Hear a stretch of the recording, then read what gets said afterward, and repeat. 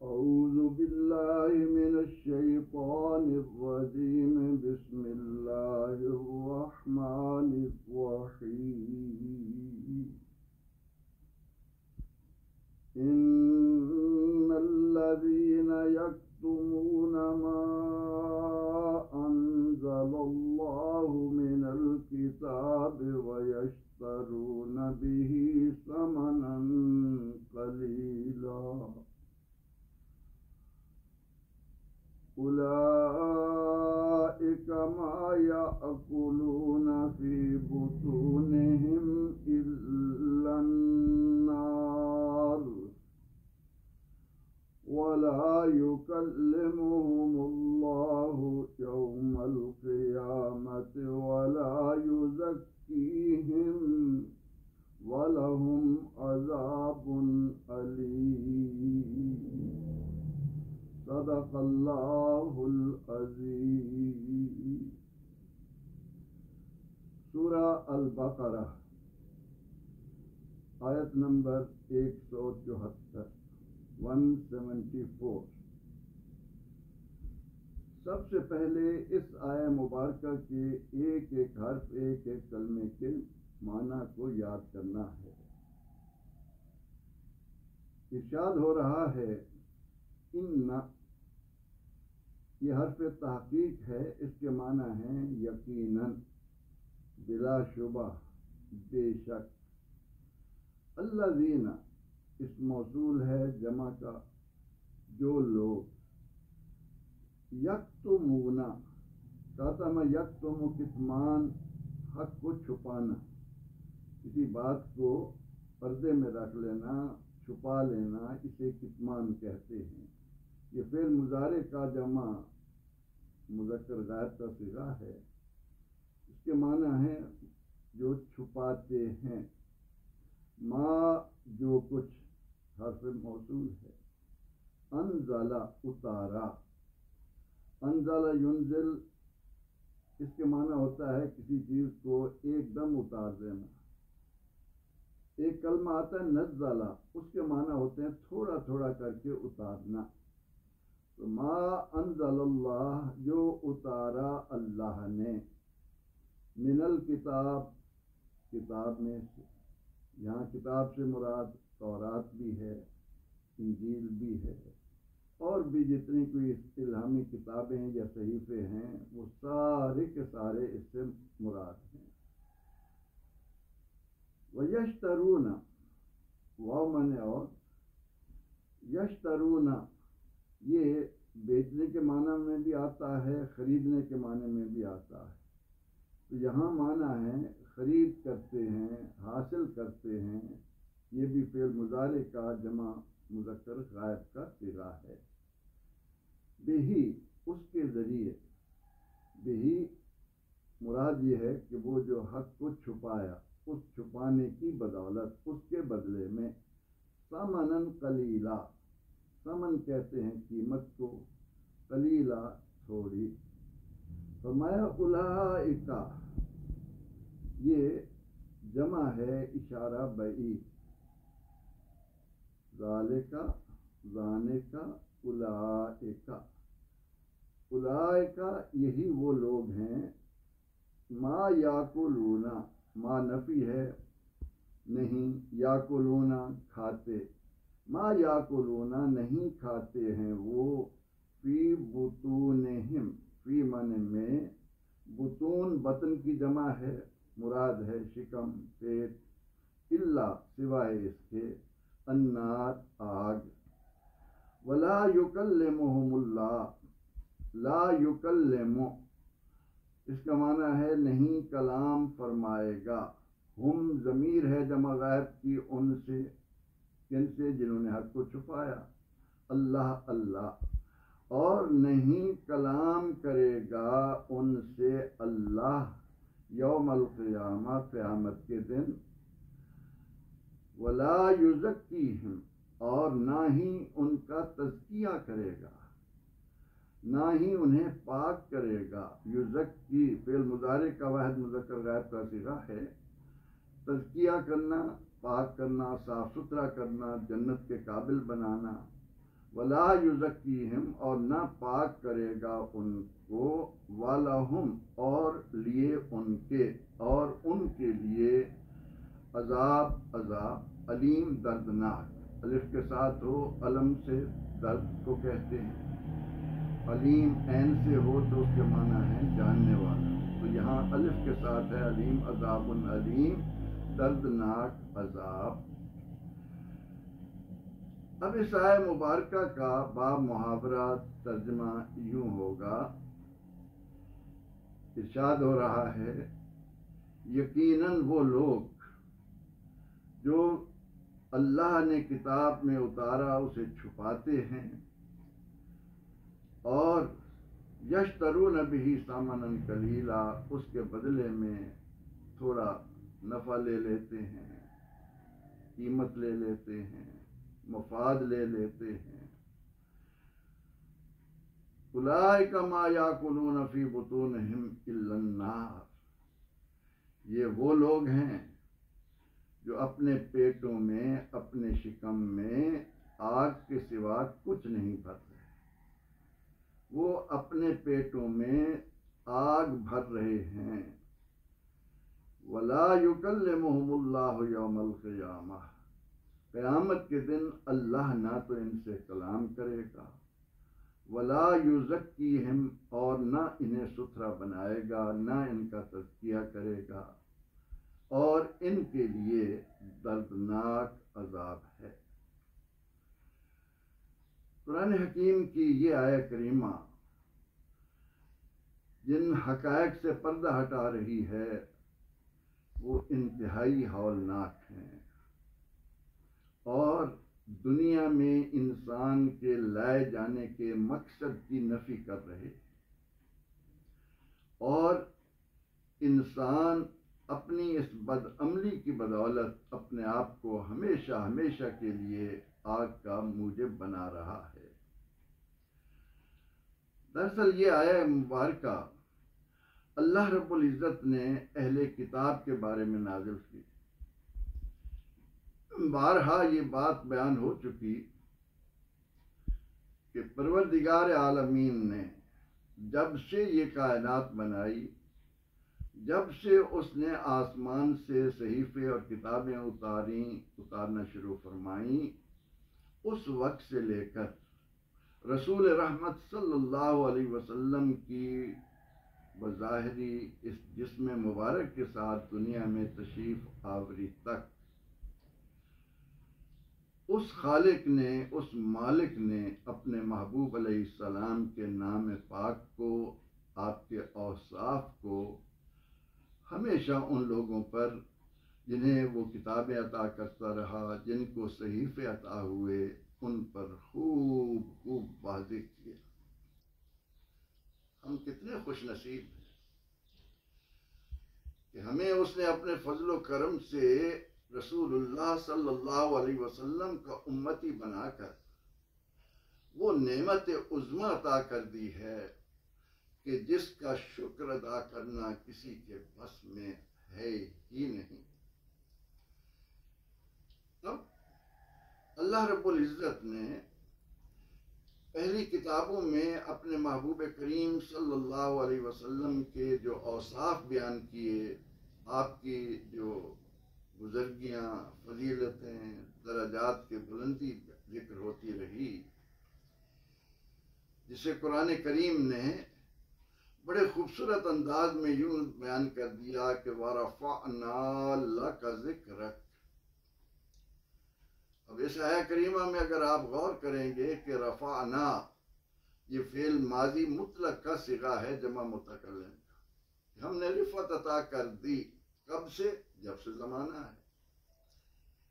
ورفعنا کا اگر مفہوم آپ سمجھنے کی کوشش کریں گے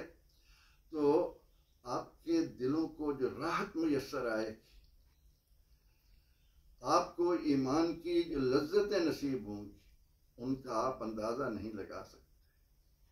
ہم دیکھتے ہیں کہ ابراہیم علیہ السلام آپ کے آنے کی دعائیں مانگ رہے ہیں، ہم دیکھ رہے ہیں کہ موسیٰ علیہ السلام آپ کے امتی ہونے کی آرزو رکھتے ہیں، ہم دیکھ رہے ہیں کہ قرآن اعلان کر رہا ہے کہ سیدنا عیسیٰ علیہ السلام دنیا میں تشریف ہی اس لیے لائے کہ مبشرم برسول یاتی من بعد اسمہ احمد، کیونکہ اس صفحہ عرضی پر آپ صلی اللہ علیہ وسلم کے لائے ہوئے نظام حیات نے حقیقی انقلاب انسانیت کے سامنے رکھا، اور کل قیامت کے دن تو شان مصطفی کا جو منظر ہوگا، اللہ رب العزت جس انداز سے اپنے محبوب کریم صلی اللہ علیہ وسلم کو اپنی خصوصی رحمتوں سے نوازیں گے، وہ تمام اہل محشر کی آنکھیں کھول دے گا۔ اور حقیقت یہ ہوگی، قرآن کہتا ہے کہ ان عظمتوں کو دیکھ کر ظالم لوگ اپنی انگلیاں دانتوں میں چبا چبا کر کہہ رہے ہوں گے کہ یا لیتنی اتخذت مع الرسول سبیلا، کاش میں ان کے دامن سے جڑا ہوتا، کاش میں نے اپنی نسبت ان سے قائم کی ہوتی۔ اس حقیقت کے پیش نظر اہل کتاب خصوصاً یہود مدینہ منورہ آ کر آباد ہو گئے تھے۔ ان کا خیال یہ تھا کہ اللہ کے آخری نبی صلی اللہ علیہ وسلم ہم میں مبعوث ہوں گے، لیکن جب رب ذوالجلال نے نبی اکرم رحمت عالم صلی اللہ علیہ وسلم کو بنو اسحاق کی بجائے بنو اسماعیل میں پیدا کیا تو وہ لوگ جل بھن گئے۔ سب کچھ معلوم ہونے کے باوجود انہوں نے اس اندیشے سے کہ اگر ہم نے دنیا کو بتا دیا کہ محمد عربی صلی اللہ علیہ وسلم بنی اسماعیل میں سے ہیں، آپ نبی برحق ہیں، تو ان کی ساری کی ساری دکانداری ختم ہو کر رہ جائے گی، ان کے نذرانے، ان کے ہدیے، ان کے مفادات ایک دم ختم ہو جائیں گے۔ انہوں نے اس اندیشے کے پیش نظر مفسرین کرام نے لکھا کہ حق کو چھپا دیا۔ تورات میں جس کے متعلق قرآن کہتا ہے کہ یعرفونہ کما یعرفون ابناءہم، تورات پڑھنے والے رسول اللہ صلی اللہ علیہ وسلم کو اس طرح پہچانتے ہیں جیسے اپنی اولادوں کو پہچانتے ہیں۔ یجدونہ مکتوبا عندہم فی التوراۃ والانجیل، یہ لوگ تورات اور انجیل میں میرے محبوب علیہ السلام کے اوصاف لکھے ہوئے پا رہے ہیں، ان کو معلوم ہے۔ تو انہوں نے اس ذاتی فائدے کو مد نظر رکھتے ہوئے کہ ہماری چودراہٹ چلی جائے گی، ہمیں یہ لوگ پڑھا لکھا سمجھ کر، بڑا سمجھ کر جن دنیاوی مفادات سے نواز رہے ہیں، یہ سارے کے سارے ختم ہو جائیں گے۔ اس بات کے پیش نظر انہوں نے اس کا انکار کر دیا اور اس حق کو چھپا دیا۔ اب قرآن کہتا ہے کہ اللہ کے نازل کردہ کتاب میں احکامات کو چھپانے والا اور اس کے بدلے میں سامان قلیل، تھوڑی قیمت۔ اب یہ کلمہ بھی کتنا خوبصورت ہے، یعنی قرآن نے کہا کہ وَيَشْتَرُونَ بِهِ ثَمَنًا قَلِيلًا، کہ یہ حق کو چھپا کر جو مفادات لے رہے ہیں وہ سامان قلیل ہے، تھوڑے سا فائدہ ہے، معمولی قیمت ہے۔ اللہ اکبر۔ اہل ایمان، اس سے یہاں یہ مراد نہیں ہے کہ تھوڑی قیمت کے بدلے مت بیچو، بڑی قیمت کے بدلے بیچ دو، نہیں۔ قل متاع الدنیا قلیل، فرما دیجئے کہ دنیا کا متاع، دنیا کے سامان تھوڑے ہیں، قلیل ہیں۔ حق کو چھپا کر اس کے بدلے میں دنیا بھر کے خزانوں کا مالک بن جانا، یہ سامان قلیل ہے۔ یہ نہیں ہے کہ آپ کو سونے کے پہاڑ ملیں تو آپ حق کو چھپا دیں، آپ کو بڑی قیمت مل رہی ہے۔ جتنے بھی مفادات حق کو چھپانے کے بدلے میں حاصل کیے جائیں، قرآن کہتا ہے کہ وہ معمولی فائدہ ہے۔ کتنے سانس ہیں انسان، حق کو چھپا کر وہ کتنے روز کے لیے عیش و عشرت کر لے گا، کتنے سامان لے لے گا، کتنے سال اس کو جوانی دی جائے گی، کتنے سال وہ عارضی لذتوں میں گم ہو کر اپنے آپ کو حیوان بنائے رکھے گا؟ اس لیے فرمایا کہ اللہ کے نازل کردہ حکم کو چھپانے والے اور اس کے بدلے میں یہ ثمن قلیل، یہ فوائد لینے والے، ما یاکلون فی بطونہم الا النار، یہ اپنے پیٹوں میں آگ بھر رہے ہیں، یہ جہنم کا لقمہ بن رہے ہیں۔ بارہا آ چکا کہ انسانی وجود کا وہ حصہ جو حرام مال سے پرورش پاتا ہے اس پر جنت کی خوشبو حرام ہے۔ یہ قرآن اور سنت کا فیصلہ ہے۔ اس لیے یہاں اس زبان کو سچا رکھنا ہے، وہاں حلق سے اتارنے والے لقمے کے بارے میں بھی پوری تحقیق اور محنت ہو کہ وہ حلال کا لقمہ اترے۔ ساتھ ہی اس حقیقت کو بھی آشکار کر دیا، فرمایا کہ یہ لوگ میرے محبوب علیہ السلام کے اوصاف کو، آپ کی نعت کو، آپ کے مرتبے کو، آپ کی رفعت درجات کو چھپا کر اس کے مقابلے میں جو فوائد حاصل کر رہے ہیں اور وہ یہ سمجھ رہے ہیں کہ انہوں نے اپنی دنیا بنا لی ہے، وہ یاد رکھیں ما یاکلون فی بطونہم الا النار، وہ صرف اور صرف اپنے شکموں میں، پیٹوں میں آگ بھر رہے ہیں۔ یہ حق چھپانے کی، اور یہاں میں بتا چکا کہ یہاں حق چھپانے سے مراد نبی اکرم رحمت عالم صلی اللہ علیہ وسلم کی عظمتیں۔ مجھے اجازت دیجیے یہاں یہ بھی کہتا چلوں کہ صرف اہل کتاب ہی برے نہیں، امت مسلمہ کے وہ لوگ بھی مجرم ہیں جو یہ جانتے ہوئے کہ قرآن کریم میں اللہ رب العزت نے اپنے محبوب علیہ السلام کو کن عظمتوں سے نوازا ہے، اپنی فرقہ واریت، اپنی مسلکیت، اپنی گروہیت، اپنا ایک تشخص، اس کو قائم رکھنے کے لیے ان سے صرف نظر کر لینا اور یہ سمجھنا کہ اس کی بدولت اس فرقے کے لوگ مجھے ذاتی مفادات پہنچائیں گے، ان سے میں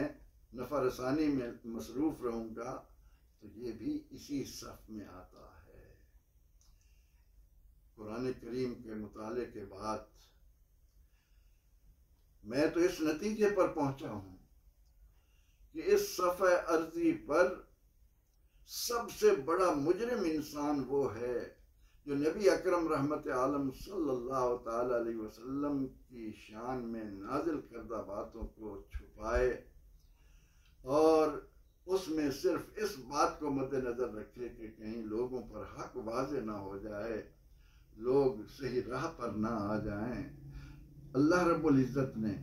اس کی ایک سزا تو یہاں یہ بیان کی کہ اس کے بدلے میں جو کچھ بھی وہ لے کر اس سے اپنے وجود کو پال رہے ہیں، خواہ وہ لباس کی صورت میں ہے، خواہ وہ غذا کی صورت میں ہے، خواہ وہ مکان اور محلات کی صورت میں ہے،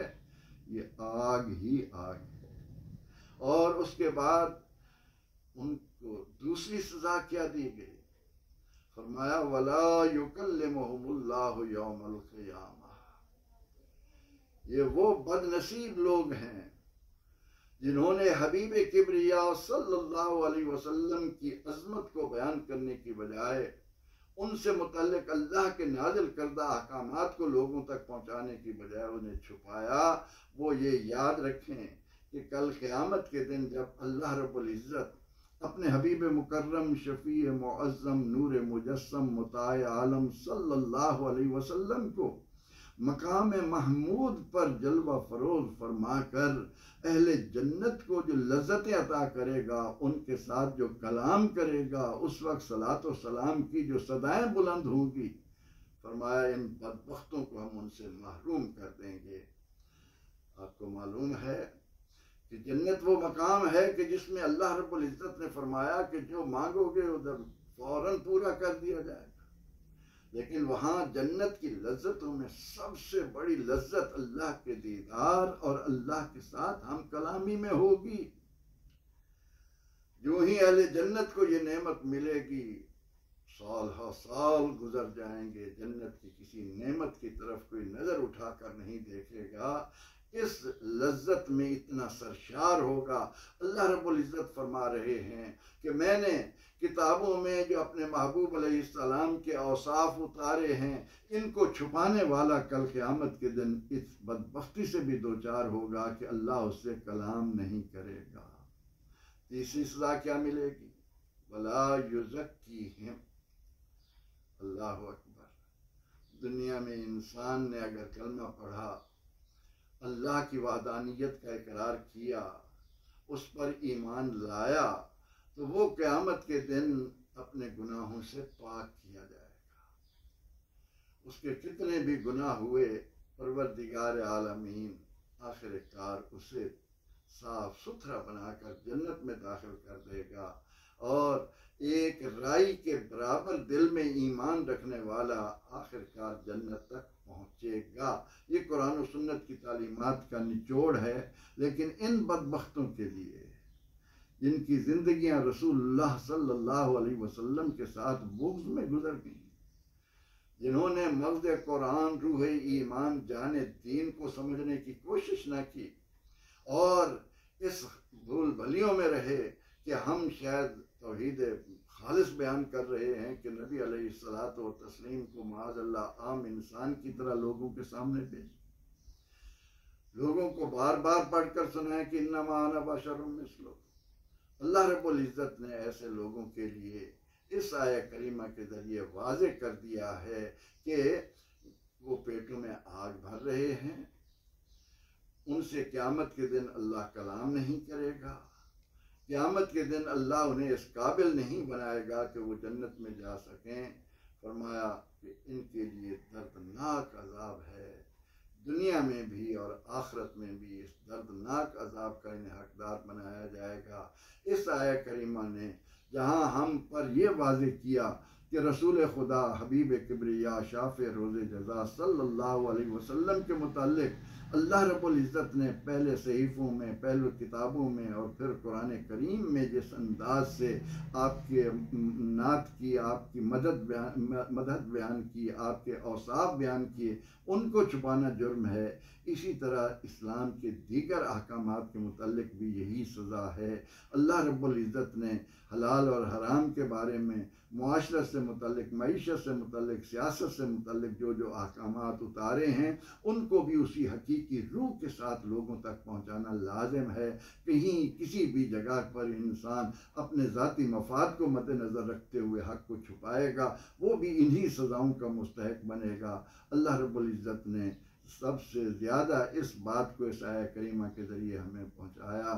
کہ رسول اللہ صلی اللہ علیہ وسلم کے ساتھ سچی وابستگی دین و دنیا میں سرخ روح ہونے کی واحد چابی ہے، واحد ذریعہ ہے، ایک ہی راستہ ہے۔ اللہ رب العزت ہمیں ان حقائق کو سمجھ کر اپنے دلوں میں اسے جگہ دینے کے قابل بنائے۔ آمین۔ وآخر دعوانا ان الحمد للہ رب العالمین۔